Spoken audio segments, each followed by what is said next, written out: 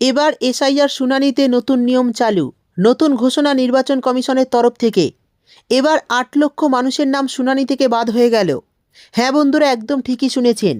বর্তমানে কিন্তু শুনানিতে ৮ লক্ষ মানুষকে আর যেতে হবে না, বা তাদের আর ডাকা হবে না হিয়ারিংয়ে। প্রচুর মানুষ স্বস্তি পেয়ে গেল ইতিমধ্যেই। তো ভাববেন না যে এই ৮ লক্ষ মানুষকে শুনানিতে ডাকা হবে। এই ৮ লক্ষ মানুষকে ছাড় দেওয়া হয়েছে শুনানিতে। তো এই বিষয়ে একটি নতুন আপডেট প্রকাশিত হলো, সেটা এই ভিডিওতে আমি আপনাদের দেখিয়ে দেব।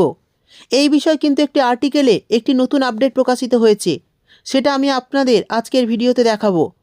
তাই ভিডিওটি একটু স্কিপ না করে পুরোটা দেখবেন। আর যদি আপনি আমাদের চ্যানেলে নতুন এসে থাকেন, তাহলে চ্যানেলটিকে সাবস্ক্রাইব করে দেবেন আর পাশের নোটিফিকেশান বেলটি অল করে রাখবেন এই ধরনের গুরুত্বপূর্ণ ভিডিও সবার আগে পাওয়ার জন্য। তো চলুন ভিডিওটি শুরু করি।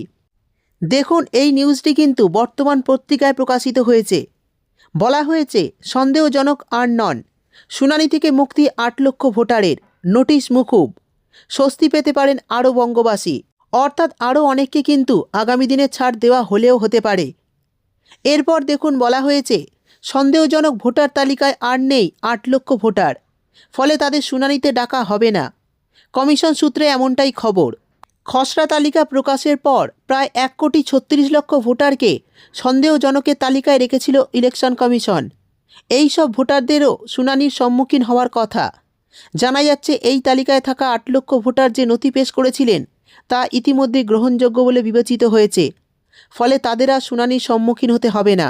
অর্থাৎ এই যে ১,৩৬,০০,০০০ ভোটারকে সন্দেহজনকের তালিকায় রাখা হয়েছিল, এর মধ্যে কিন্তু বিএলওরা অনেকের নামের ভুল ছিল, অর্থাৎ নামের বানানের ভুল বা নামের বিভিন্ন ভুল থাকার কারণে বিএলওরা কিন্তু তাদের ডেকে তাদের ডকুমেন্টস নিয়ে কিন্তু সেই ডকুমেন্টস আপলোড করে দিয়েছিল। সেই আপলোড করাতে কিন্তু ৮ লক্ষ ভোটার ইতিমধ্যে কিন্তু মুক্তি পেয়েছে। অর্থাৎ তাদের কিন্তু আর নোটিশে হিয়ারিংয়ে ডাকা হবে না। তারা যে ডকুমেন্টসগুলো দিয়েছিল সেই ডকুমেন্টসগুলোকে কিন্তু অ্যাপ্রুভ করা হয়েছে, তবেই কিন্তু তাদের ছাড় দেওয়া হয়েছে। তো আগামী দিনেও এই ছাড়ের পরিমাণ কিন্তু আরও বাড়তে পারে। সেই সঙ্গে দেখুন, বলা হয়েছে সন্দেহজনক ভোটারদের তালিকা প্রকাশের পর সংশ্লিষ্ট বুথ লেভেল অফিসারদের অর্থাৎ বিএলও তা পাঠিয়ে দিয়েছিল কমিশন। সেই মতো তাদের থেকে নথি সংগ্রহ করে ১৩টি গ্রহণযোগ্য করে অ্যাপ মারফত তা আপলোডের নির্দেশ দেওয়া হয়েছিল। জানা যাচ্ছে ইতিমধ্যে বিএলওরা সেই কাজ শেষ করেছেন। আপাতত সেই সমস্ত নথি খতিয়ে দেখা চলছে। সূত্রের খবর, এর মধ্যে ৮ লক্ষ ভোটারের নথি গ্রহণযোগ্য বলে চিহ্নিত করেছে কমিশন, ফলে তাদের আর শুনানিতে ডাকার প্রয়োজন নেই। তো এই বিষয়ে যেটা আমি আপনাদের বললাম যে বিএলও অফিসাররা কিন্তু এই রকমভাবে অনেকেরই ডকুমেন্টস আপলোড করেছিল। তো সেই ডকুমেন্ট আপলোড করাতে ৮ লক্ষ কিন্তু ডকুমেন্ট অ্যাপ্রুভ করা হয়েছে নির্বাচন কমিশনের তরফ থেকে। তো তাদেরকেই কিন্তু ইতিমধ্যে মুক্ত করা হয়েছে। অর্থাৎ এই ৮ লক্ষ ভোটারকে আর ডাকার প্রয়োজন নেই শুনানিতে। এরই সঙ্গে বলা হয়েছে একাধিক কারণে ভোটারদের সন্দেহ তালিকায় রেখেছিল কমিশন। তার মধ্যে একটি বড় অংশ ছিল বাবার নামে গড়মিল। অর্থাৎ ২০০২ সালের তালিকায় ভোটারের বাবার যে নাম উল্লেখ ছিল ২০২৫ সালের তালিকার সঙ্গে তার মিল নেই। কারো ক্ষেত্রে নামের বানান ভুল, আবার কারোর নামের মাঝে কুমার চন্দ্র রঞ্জন উল্লেখের হেরফেরের সমস্যা। কমিশনের প্রকাশিত তালিকা অনুযায়ী মোট ৮৫,০১,৪৮৬ জন ভোটারের এই ধরনের সমস্যা ছিল। যে ৮ লক্ষ নথি গ্রহণযোগ্য বলে বিবেচিত হয়েছে তাদের সিংহভাগেরই বাবার নামে সমস্যা ছিল বলে জানা যাচ্ছে। অর্থাৎ বুঝতেই পারলেন যে ৮ লক্ষকে ছাড় দেওয়া হয়েছে, তার মধ্যে বেশিরভাগেরই কিন্তু বাবার নামে সমস্যা ছিল। এই বিষয়ে আরও জানা যাচ্ছে বেশিরভাগ ভোটারেরই নথি হিসাবে মাধ্যমিকের অ্যাডমিট কার্ড জমা দিয়েছিলেন, আর সহজে তা গ্রহণযোগ্য বলে গণ্য করেছে কমিশন।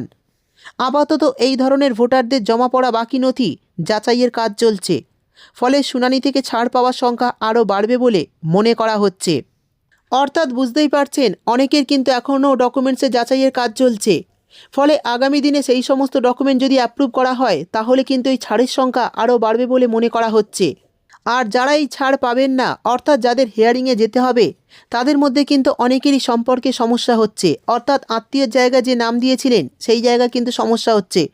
তো যখনই আপনারা হিয়ারিংয়ে যাবেন সমস্ত ডকুমেন্টস অরিজিনাল নিয়ে যাবেন, কারণ সেখানে গিয়ে তাদের বোঝাতে হবে যে আত্মীয়ের জায়গা কিন্তু যে নামটি দিয়েছেন সেটা যে আপনার সম্পর্কে কে হয় সেটি আপনাদের কিন্তু প্রমাণ হিসাবে দেখাতে হবে, না হলে কিন্তু সমস্যা হতে পারে।